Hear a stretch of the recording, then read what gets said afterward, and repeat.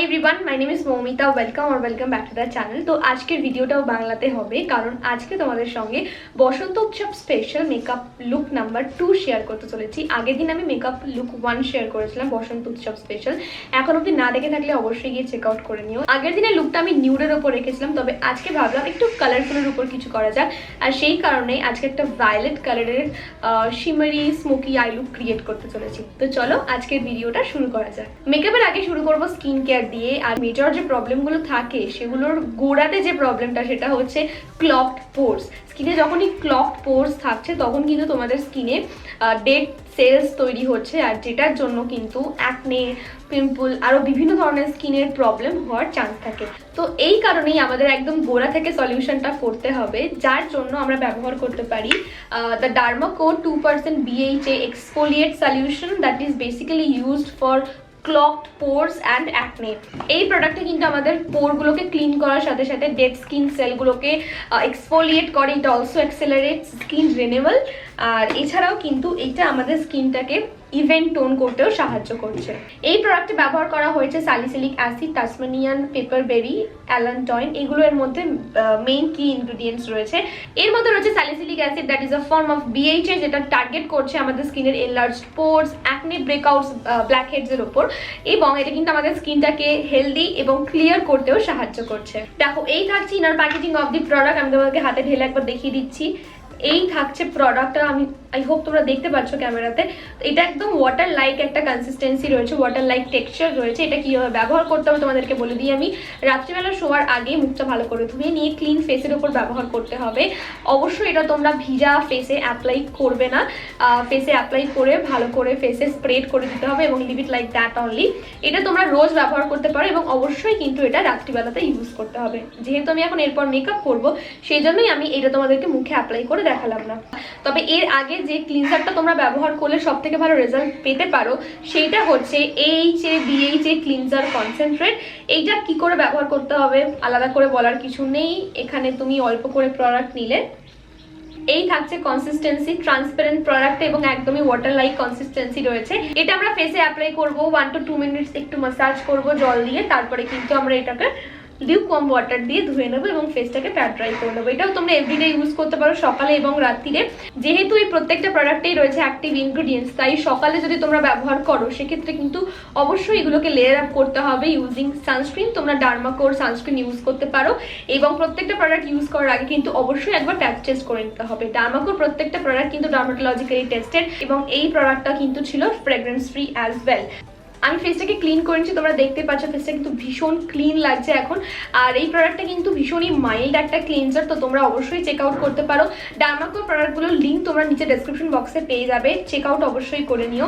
Use করতে পারো আমার coupon code that is mentioned on the screen right here to get extra 20% discount on your purchase.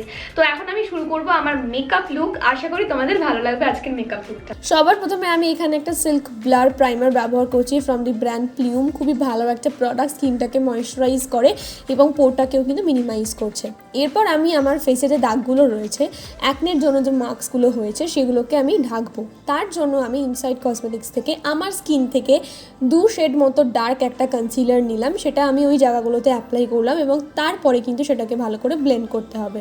Orange colour corrector use করলে আমার মনে হয় যেন আমার ফেসটা একটু অরেঞ্জিশ হয়ে যাচ্ছে, তো সেই জন্য আমি কিন্তু এই পদ্ধতিটাই ব্যবহার করছি এই মুহূর্তে। এরপর দেখো, আমি আমার স্কিনের থেকে 1-2 শেড মতো লাইট কনসিলার নিয়ে ওই জায়গাগুলোতে অ্যাপ্লাই করে ভালো করে ব্লেন্ড করে দিচ্ছি। এরপর আমি ইউজ করব হচ্ছে ফাউন্ডেশন, আর তার জন্য আজকে ব্যবহার করছি মেবলিনের Fit Me foundation in the shade 220। আমার বেস মেকআপটা ভীষণ ফ্ললেস লাগে, কারণ আমি যতটা দরকার ততটাই প্রোডাক্ট ব্যবহার করি, বেশি লাগাই না। এখানে দেখো জাস্ট 2 পাম্প ব্যবহার করেছি, পুরো ফেসে অ্যাপ্লাই করে দেবো ইনক্লুডিং মাই নেক।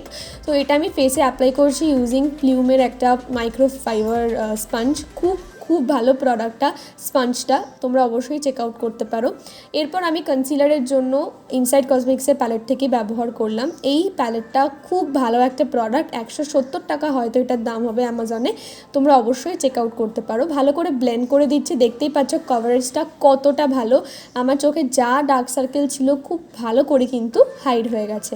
এরপর আমি আমার বাচকটাতেও ভালো করে ব্লেন্ড করে নিচ্ছি কনসিলারটাকে। আমি আমার চোখের সঙ্গে কিন্তু আমার নোজ এবং আমার থুতনিতেও লাগাচ্ছি।